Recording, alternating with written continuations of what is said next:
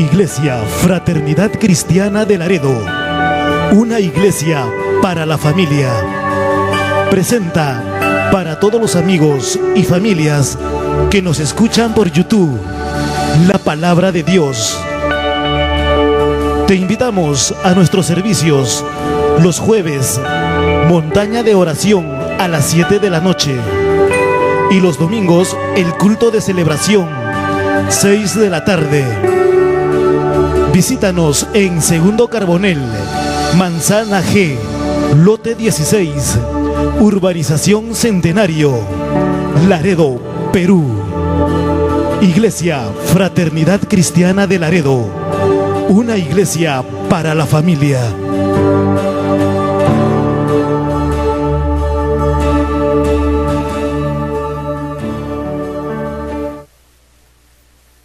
Buenas noches, hermanos. Amén. Amén. Hemos alabado al Señor, a escuchar la palabra de Dios. ¿Cuántos quieren escuchar la palabra de Dios? Amén. Entonces vamos a abrir nuestras Biblias en Lucas 15, verso 11. Nos ponemos de pie. Vamos a ir hasta el 32. Dice: también dijo, un hombre tenía 2 hijos. Y el menor de ellos dijo a su padre: Padre, dame la parte de los bienes que me corresponde, y le repartió los bienes. No muchos días después, juntándolo todo, el hijo menor se fue lejos, a una provincia apartada, y ahí desperdició sus bienes viviendo, dice, perdidamente. Y cuando todo lo hubo malgastado, vino una gran hambre en aquella provincia y comenzó a faltarle.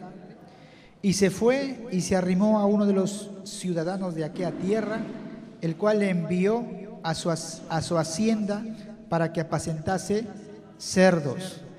Y deseaba llenar su vientre de las algarrobas que comían los cerdos, pero nadie le daba. Y volviendo en sí dijo: ¿cuántos jornaleros en casa de mi padre tienen abundancia de pan, y yo aquí perezco de hambre? Me levantaré e iré a mi padre y le diré: Padre, he pecado contra el cielo y contra ti. Ya no soy digno de ser llamado tu hijo, hazme como a uno de tus jornaleros. Y levantándose vino a su padre, y cuando aún estaba lejos lo vio su padre y fue movido a misericordia. Y corrió y se echó sobre su cuello y le besó. Y el hijo le dijo: Padre, he pecado contra el cielo y contra ti, y ya no soy digno de ser llamado tu hijo. Pero el padre dijo a sus siervos: sacad el mejor vestido y vestirle, y poner un anillo en su mano y calzado en sus pies, y traer el becerro gordo y matarlo, y comamos y hagamos fiesta, porque este mi hijo muerto era, ya revivido, se había perdido y es hallado. Y comenzaron a regocijarse, y su hijo mayor estaba en el campo. Y cuando vino y llegó cerca de la casa, ¿qué oyó? Música y las danzas. Y llamando a uno de los criados le preguntó qué era aquello. Él le dijo: tu hermano ha venido y tu padre ha hecho matar el becerro gordo, por haberlo recibido bueno y sano. ¿Qué más dice? Entonces se enojó y no quería entrar. En el verso 28, ¿estaba contento el hermano mayor? Dice que se enojó y no quería entrar a la casa. Salió, dice, su padre y le rogaba que entrase. Mas él respondiendo dijo al padre: he aquí tantos años te sirvo, no habiéndote desobedecido jamás, y nunca me has dado ni un cabrito para gozarme con mis amigos. Pero cuando vino este tu hijo que ha consumido tus bienes con rameras, has hecho matar para él el becerro gordo. Él entonces le dijo: hijo, tú siempre estás conmigo y todas mis cosas son tuyas. Mas era necesario hacer fiesta y regocijarnos, porque este tu hermano era muerto, ya revivido, se había perdido y es hallado. Amén. Tomen asiento. El tema que voy a hablar en esta noche tiene que ver con el espíritu de resentimiento. Amén. El resentimiento es un espíritu. Entonces voy a hablar acerca del resentimiento. ¿Qué tiene que ver el enojo, el resentimiento y viene con la falta de perdón. Entonces, en la Biblia he tomado estos textos de la palabra de Dios. ¿Por qué? Porque ahí hay resentimiento, ahí hay enojo. ¿De qué? Del hijo mayor contra el hijo menor. ¿Por qué había resentimiento? Porque su hermano menor había gastado todo el dinero, lo había malgastado todo, y el hermano mayor había sido un hijo obediente, había cuidado de su padre, estaba en la casa, estaba trabajando. ¿Y qué sucedió? Hubo enojo en su corazón, hubo resentimiento, tuvo una actitud no buena. ¿Por qué? Porque su padre lo recibió lo que para él no era justo. Él se mató tanto tiempo y no pudo verlo bien de esa manera. Yo quiero decirle que los mayores sentimientos, ¿en dónde lo vivimos? En familia, en la familia. Pero también las ofensas y dolores más grandes, ¿dónde lo vivimos? En la familia. Yo quiero que en esta noche, si estamos atentos todos, vamos a aprender algo muy importante. Yo quiero que lo que más nos duele a los que estamos aquí todos reunidos es lo que nos hacen las personas extrañas o lo que te hacen los de tu propia casa. Los de tu propia casa. Por ejemplo, si es un matrimonio, a la esposa le duele lo que le hace su cónyuge, su esposo, y al esposo lo que le hace su esposa. ¿Por qué? Porque es su familia, es lo más cercano que tiene. O también puede ser tu hijo, o también puede ser tus padres. Hay un resentimiento en el corazón, hay un enojo en el corazón. Y yo quiero hablar en esta noche acerca de eso. Quiero hablarles acerca de eso y decirles que muchas veces nosotros tenemos heridas en nuestro corazón.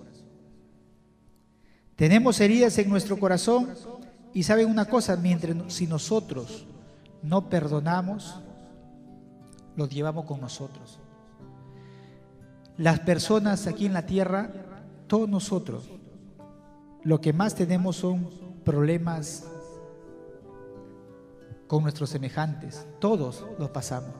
¿Quién en esta noche, si tenemos bastante edad, más de 50 años para adelante, no lo ha pasado?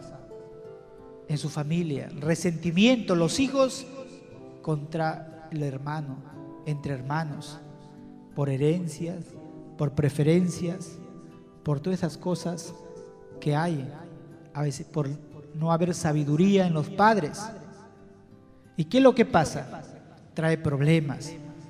¿Qué más? Mientras nosotros no perdonamos, está en nosotros. La tentación es aferrarnos a la ira, luego presentarnos como ofendidos y heridos. ¿Sabe lo que sucede? Nosotros tenemos que perdonar.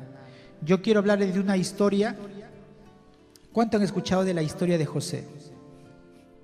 José tuvo un problema en esta familia.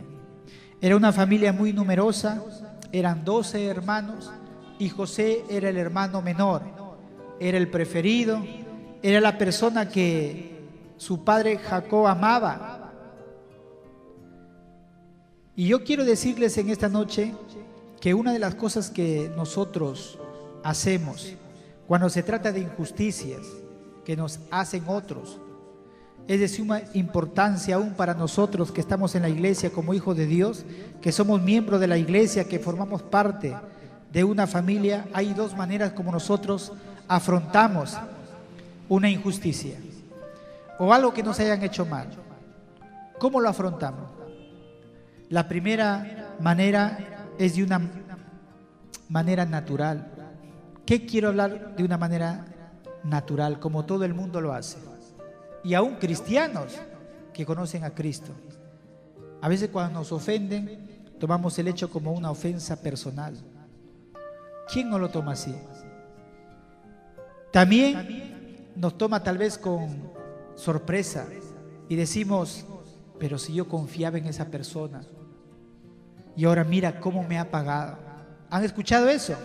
O puede ser tu amiga. Y hay personas que han tenido amigas y lo han llevado a su casa y al final resultaron con su esposo. O han llevado, por ejemplo, primas a su casa, no tenían dónde pasar la noche, lo tuvieron un tiempo, no tenía trabajo y después resultaron con su esposo. Y dicen, pero cómo me ha pagado, mira cómo me ha pagado. Y eso causa un resentimiento, eso causa una amargura, causa dolor. Dicen, ¿cómo me lo ha hecho? Yo no lo merezco. ¿Por qué me ha pagado así? Yo he escuchado a mucha gente expresarse de esa manera. A veces trae ansiedad. ¿Por qué me está sucediendo si yo le sirvo a Dios? ¿Por qué me está pasando de esta manera si yo amo a Dios? A veces el enojo está dirigido a personas que nos han agraviado, nos enojamos. Y a veces estamos por la calle, caminamos y cuando lo vemos que pasa por la calle, hacemos como que no lo vemos y nos vamos por la otra vereda. Es porque hay algo en nuestro corazón, no lo podemos mirar, no lo podemos escuchar su voz, porque nos incomoda. Esos son síntomas de que estamos enojados, de que hay algo en nuestro corazón. Esa es la manera como nosotros lo tomamos de una manera, de una persona natural, de una persona que no conoce a Dios, que debería ser así, pero muchas veces como cristianos también nos sucede. Y muchas veces dudamos de Dios. Cuando nos hieren y decimos, pero si yo he sido fiel, ¿cómo puede Dios haber permitido esto? ¿Han escuchado eso? ¿Cómo puede Dios haber permitido esto si yo voy a la iglesia, si yo oro, si yo ofrendo, si trato de servirle a Dios, si trato de amarle? Pero ¿cómo Dios ha permitido todo esto? A veces trae amargura. Dice, si así me pagan, que soy cristiano, ¿para qué me sirve ir a la iglesia? ¿Cómo me han pagado? Y ahí está en nuestro corazón esa amargura. Miren cómo se va llenando nuestra vida. Y después viene ese espíritu que muchas veces Satanás nos susurra. Dice, ¿lo vas a permitir? Venganza. Queremos vengarnos, voy a pagarle con la misma manera, o peor, le voy a pagar con la misma moneda. Y eso muchas veces nosotros hacemos y Satanás está contento, alegre, porque ¿qué quiere Satanás? El enemigo de nuestras almas, porque nos peleemos. Quiere que la suegra se pelee con la nuera, con el yerno. Satanás no quiere que el enemigo, que el hogar viva feliz, y pone resentimiento, pone amargura. Pero ¿cuál es la otra manera como podemos afrontar también el resentimiento? Ese espíritu. Miren, hay otra manera de una persona que es espiritual, que le conoce a Dios. Recordar que lo más importante no es la injusticia que te hayan hecho, sino Dios. ¿Qué más? Decidir que no es un accidente. Todo lo que te sucede no es un accidente. Dios sabe lo que ha hecho y tú tienes que recordar en tu corazón que Dios lo permite para tu bien. Y usted dirá, pero pastor, si me pagaron mal. Hay personas, hijas o hijos, que a sus propios padres le quitan sus propiedades. Dice, pero ¿eso lo ha permitido Dios? Y yo quiero decirte que Dios lo ha permitido para tu bien. A veces es difícil reconocerlo, pero sabemos que Dios está trabajando, que Dios tiene el control de todo. Dice la Biblia que todas las cosas nos suceden para nuestro bien. Tenemos que también meditar. Tal vez Dios nos está enseñando algo. Cuando vienen los problemas y las dificultades, cuando viene alguien se levanta, hay un resentimiento, recordar que el Señor tiene propósitos para ver cómo muchas veces está formando nuestras vidas. Preguntarse cómo restará una relación con la persona que nos ofendió, porque tenemos muchas veces a distanciarnos de las personas. Está bien que Dios nos enseñe pero no queremos nada que ver con él o ella. Pero Dios muchas veces está en el asunto. Tenemos que perdonar completamente, pero muchas veces decimos perdono, pero hasta aquí nada más con esa persona. Y esa no es la actitud que tenemos que tomar. También tenemos que aprender o ver las áreas que hemos crecido a través de esa experiencia. Muchas veces las cosas que nos suceden nos dan experiencia, nos dan sabiduría,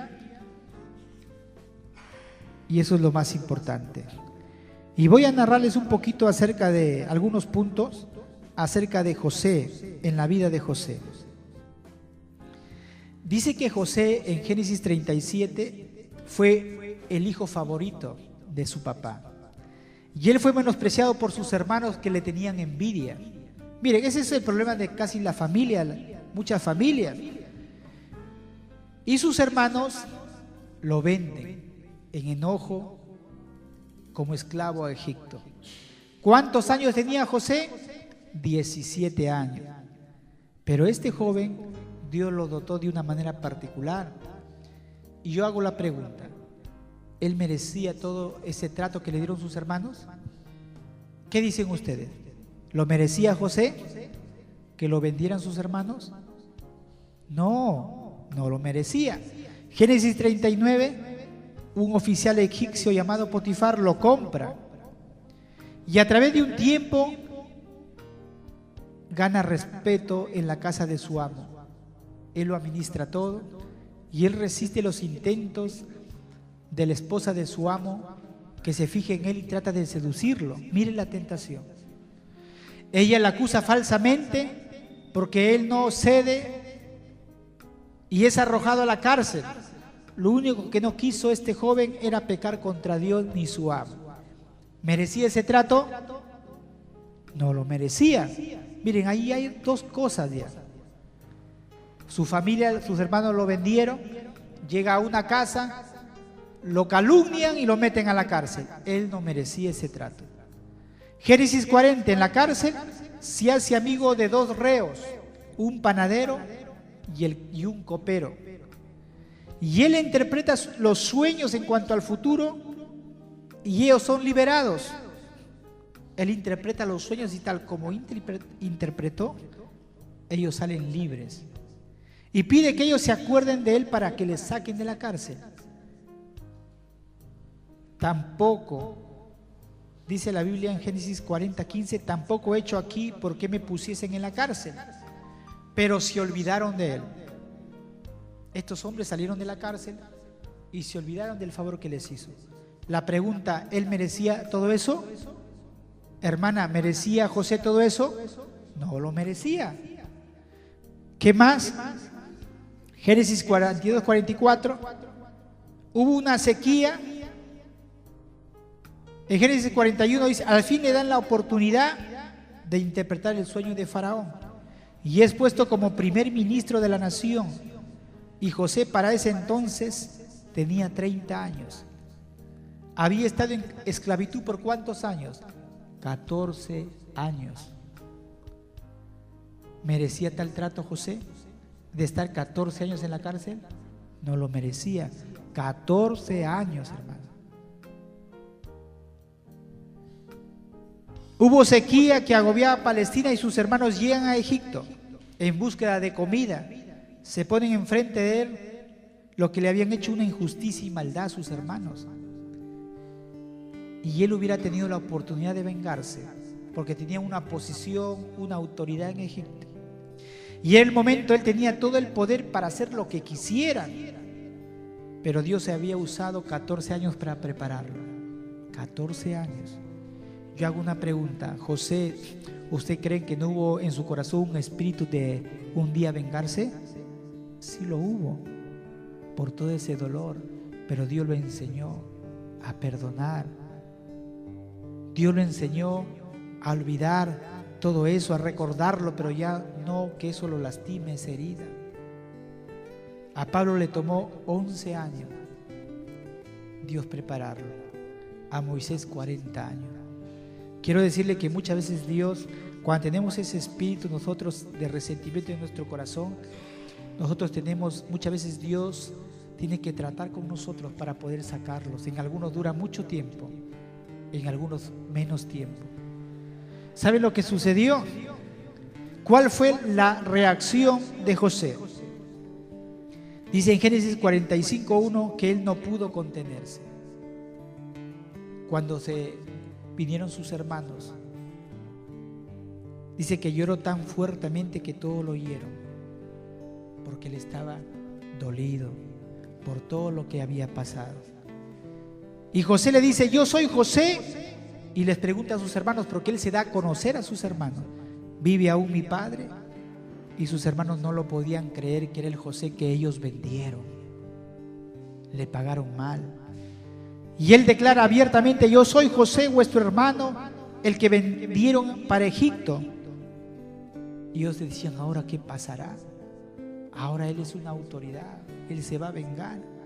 Verso 5 dice: ahora pues, no se entristezcan, ni os pese el haberme vendido acá.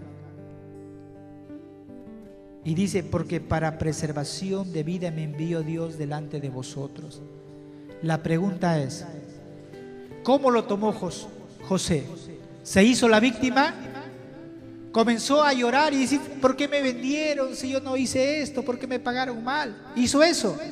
No hizo el papel de víctima. No hizo el papel de dolido. No. Él entendió una cosa, hermano, y yo quiero que eso aprendamos todos. Dijo: pero no se entristezcan, dijo, porque Dios lo permitió para preservarle la vida. Había hambre en Palestina. Si Dios no hubiera utilizado todas las circunstancias de que a él lo vendieran, él no hubiera llegado nunca a Egipto. Y él nunca hubiera llegado a ser el segundo después del faraón. Y él no hubiera preservado a toda su familia de la hambruna. ¿Se dan cuenta el plan de Dios? Muchas veces Dios permite ciertas cosas que nos duelen, pero Dios se glorifica a través de eso. Yo quiero que ustedes vean a través del dolor, a través del resentimiento que la gente te hace, ver la mano de Dios. Que Dios tiene el control de todo. Dios tiene control de todas las circunstancias que muchas veces nosotros no lo vemos. Y Él dice en el verso 7: Dios me envió delante de vosotros para preservarles. ¿Quién lo envió a Egipto? ¿Sus hermanos? ¿Sus hermanos porque lo vendieron? Él no le dice que fueron ellos, sino dice: Dios me envió. Dios permitió. La pregunta es: muchas veces Dios permite ciertas cosas para ver cómo está nuestro corazón, para ver cómo está tu corazón, cómo reaccionas, cómo haces. Dios está observándonos. Dice: no me enviaste acá vosotros, sino Dios, que me ha puesto por padre de Faraón y por señor de toda su casa.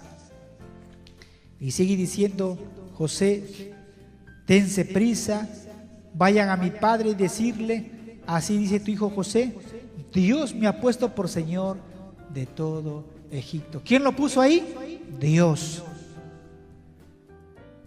Entonces, hermanos, tenemos que entender que todo es permitido por Dios.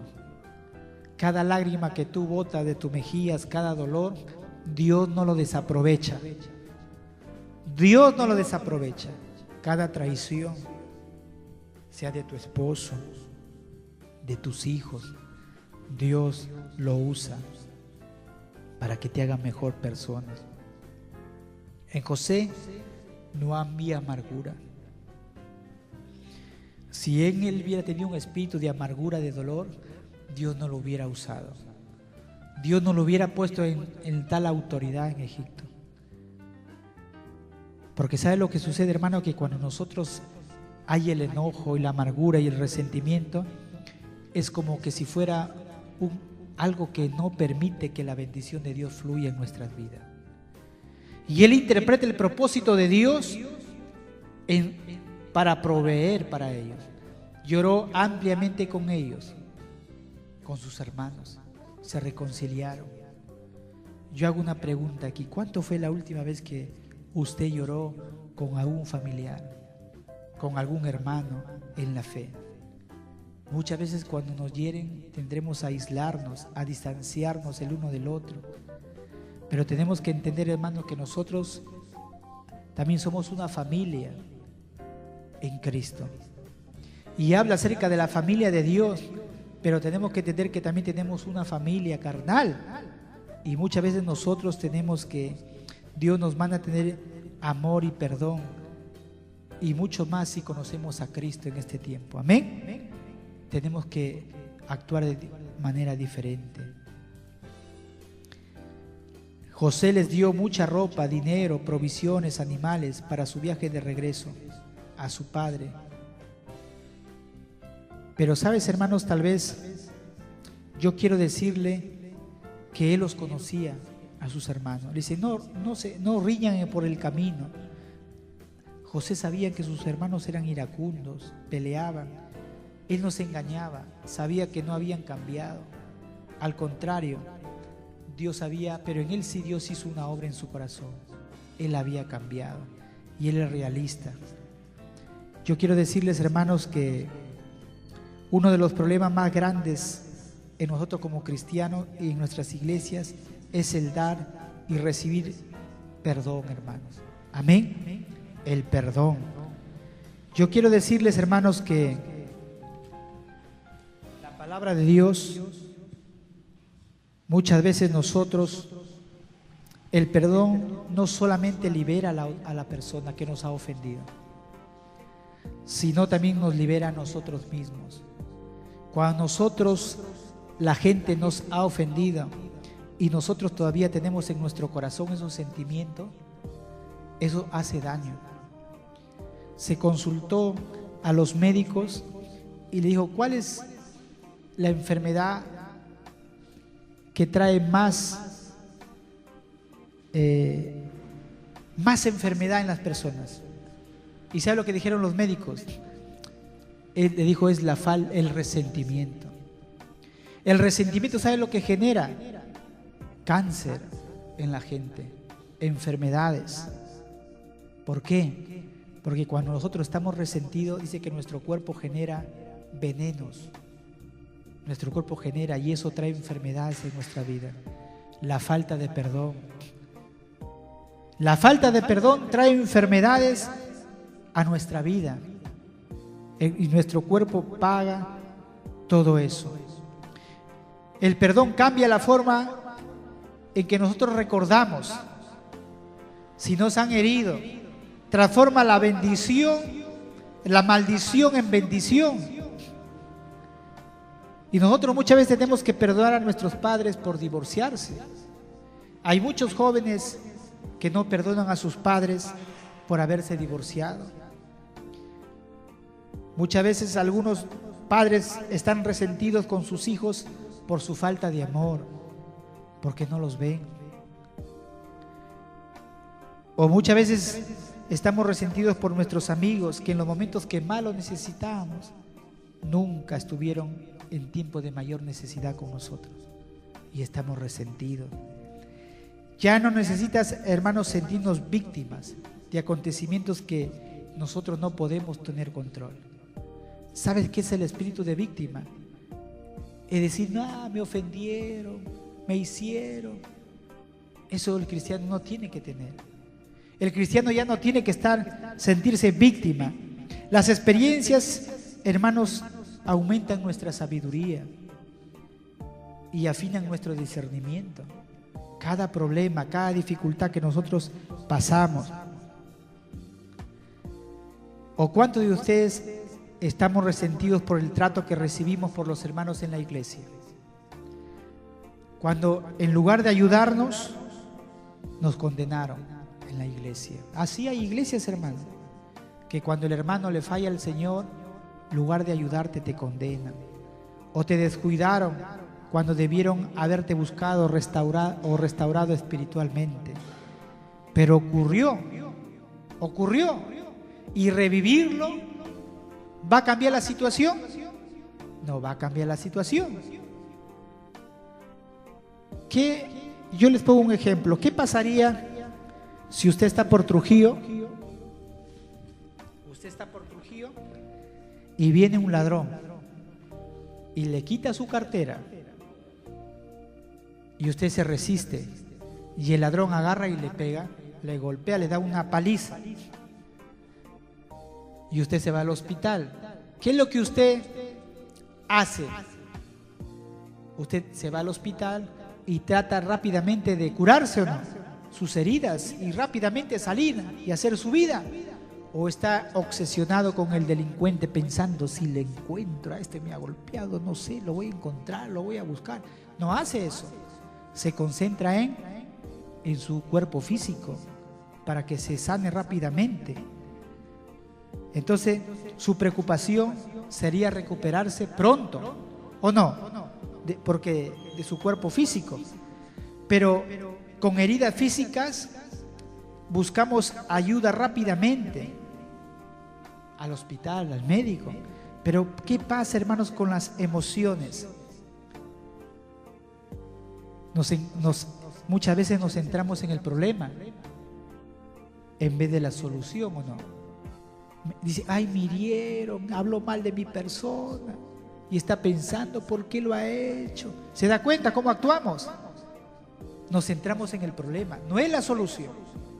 Pero en el caso del delincuente, ¿acaso está pensando en el delincuente? Me pegó, me pateó, me quitó. No, usted está, ay, me duele acá, pero ya no me duele, ya me estoy sanando. O sea, hacemos a la inversa. Estamos con la herida y estamos como lamiéndolo. Y lo estamos reviviendo, y cada vez que tú lo recuerdas te duele. Y siempre cuando tienes la oportunidad hablas con las personas, sí, me hizo hace 5 años, sí, habló mal de mí, me hizo lo otro. Nos centramos en el papel de víctima. Y ese papel de víctima, hermano, tiene que ver muchas veces con el orgullo. Ese papel de víctima, hermano, es porque nos centramos en el problema. Yo quiero hablarles un poquito acerca del espíritu de víctima, y está en Juan 5:6. Miren, ahí vamos a ver. Juan 5:6, hay un ejemplo. El paralítico de Betesda, capítulo 5. Después de estas cosas había una fiesta de los judíos y subió Jesús a Jerusalén. Y hay en Jerusalén, cerca de la puerta de las ovejas, un estanque, llamado en hebreo Betesda, el cual tiene 5 pórticos. Y en esto yacía una multitud de enfermos, ciegos, cojos, paralíticos, que esperaban el movimiento del agua. Porque un ángel descendía de tiempo en tiempo al estanque y agitaba el agua. Y el que primero descendía al estanque después del movimiento del agua quedaba sano de cualquier enfermedad que tuviese. Y había ahí un hombre que hacía, ¿cuántos años? 38 años que estaba enfermo. 38 años enfermo. Cuando Jesús lo vio acostado y supo que llevaba ya mucho tiempo así, le dijo, ¿quieres ser sano? Miren lo que le dice este hombre. Miren el espíritu de víctima. Señor, le respondió el enfermo, no tengo quien me meta en el estanque cuando se agite el agua, y entre tanto que yo voy, otro desciende antes que yo. Miren, hermanos, ¿qué es el espíritu de víctima? Como este paralítico. Cuando te han hecho daño, puedes elegir 2 opciones. Suponte que alguien ya habló de ti, habló mal de ti. Yo siempre digo que cuando alguien habla mal de mí, yo le diría, lo que ha dicho no es nada, yo soy peor. Que el pastor Jorge es así, que no hablan de mí. Eso no es nada, yo soy peor. Pero cuando nos centramos, habló de mí, me ha dicho que soy un tacaño, me ha dicho que soy un miserable, que soy así, un orgulloso. Y yo estoy pensando y no puedo dormir porque habla mal de mi persona. Ese es un espíritu de víctima. Nos centramos en lo que dice esa persona. Entonces hay 2 cosas, 2 opciones para hacer. Seguir como víctima, pensando en cómo las cosas deberían haber sido. ¿Por qué habló de mí? ¿Pero por qué tuvo que hablar? ¿Yo qué lo hice? Entonces estamos pensando en las cosas. Segundo, o levantarte y hacer uso de esa mala experiencia para ser más sabio y ser más humilde. Miren, son 2 cosas. El hombre paralítico había estado 38 años. Jesús lo supo y le dice, ¿quieres ser sano? Y ya era hora que dejara de ver su impedimento como parte de su identidad. ¿Y él qué decía? No, yo soy cojo, no puedo. Y él dice, el haber estado incapacitado durante mucho tiempo lo hizo pensar como víctima, 38 años. Y él se miraba como víctima. Y dice, no tengo quien me mete en el estanque, le dice. En otras palabras, ¿qué estaba diciendo? Nadie se preocupa de mí realmente. Eso es lo que estaba diciendo. Nadie se preocupa de mí. Y a veces ese papel hacemos. Amén. Ese papel hacemos. Nadie me quiere. Mi esposo no me quiere. No se interesa por mí, porque si se interesara, hiciera esto, lo otro, no me tratara así. Todo lo que yo lo pidiera me hiciera. Si el pastor realmente me quisiera, me visitara todos los días en mi casa, pero no viene, no se interesa.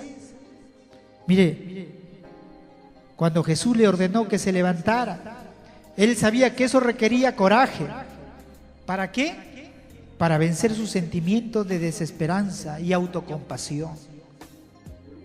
Pero cuando obedeció, fue sanado al instante.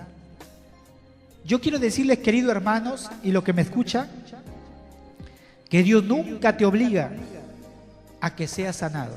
Nunca te obliga. Porque sacar ese resentimiento es una manera de ser sanado. Pero eso lo tienes que hacer tú. Dios no te va a obligar. Incluso cuando estás herido, tú debes querer reponerte. Tú tienes que poner de tu parte y hacer una decisión. Estés donde estés, escúchame, estés tú donde estés, en esta iglesia, en la China, en otro país, hermano, es inevitable que te hagan daño. Sin embargo, tú y solamente tú deberías elegir si quieres vivir como una víctima. Es decir, hoy este año me pueden ofender, pero nadie me garantiza que en el 2018 me vuelvan a ofender. ¿Me está entendiendo? La gente es así. ¿Qué sucede aún, hermanos, en la iglesia? Hermanos, en la iglesia siempre habrá gente que habla sin pensar y muchas veces hace daño a otras personas. No pensamos, ofendemos. Por eso dice Santiago, el que no ofende con su lengua, ese es sabio. Pero muchas veces hablamos de más. Muchas veces ofendemos, hacemos daño a otros. Y ¿saben una cosa? Cuesta la misma energía optar por la sanidad que por la amargura. O sea, yo tengo que hacer un esfuerzo para sanar mi corazón. Pero también uso esfuerzo, energía para seguir con esa amargura. Pero los resultados son indistintos, hermano. La amargura te deja paralizado. El odio, el enojo te deja paralizado. Tú no puedes avanzar en la vida espiritual. Tú no puedes ser bendecido en tu vida espiritual. Por eso Efesios 4 dice, no os deis lugar al diablo, dice. Ni se ponga vuestro enojo, dice, hasta la salida del sol. Quiere decir que tú tienes que arreglar la situación, hermano, no dejar muchos días. Porque Satanás está aprovechando eso. Satanás está aprovechando para traer problemas, dificultades en el hogar, en la familia, en la iglesia, en tus bendiciones. Porque Dios no puede escuchar a un espíritu resentido, hermano. Porque Dios no puede bendecirte de esa manera. Porque Dios no puede sanarte si sigues así. Entonces, hermano, la amargura te deja paralizado en el pasado, en tus recuerdos. Pero la sanidad te da esperanza para el futuro.